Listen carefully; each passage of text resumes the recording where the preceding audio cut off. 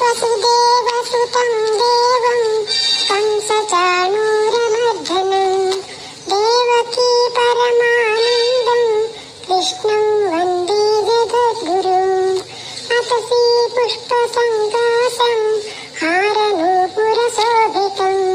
रत्नकङ्कणकेयूरं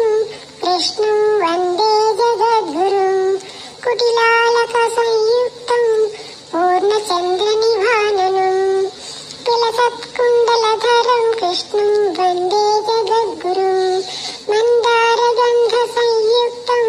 चारुहासं चतुर्भुजं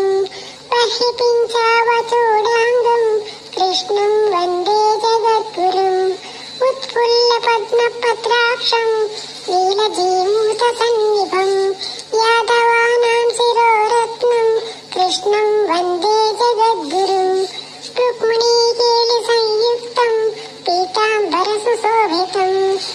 अवाप्ततुलसीगन्धं कृष्णं वन्दे जगद्गुरुम् गोपिकानां कुचद्वन्द्व कुङ्कुमाङ्कितवक्षसं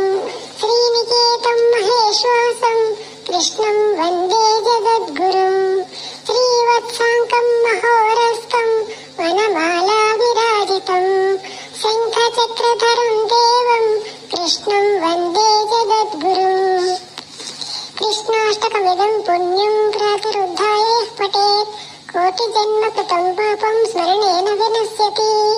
यदक्षरपदभ्रष्टं मात्राहीनं तु यद्भवेत् तत्सर्वं क्षम्यतां देव नारायण नमोऽस्तु ते।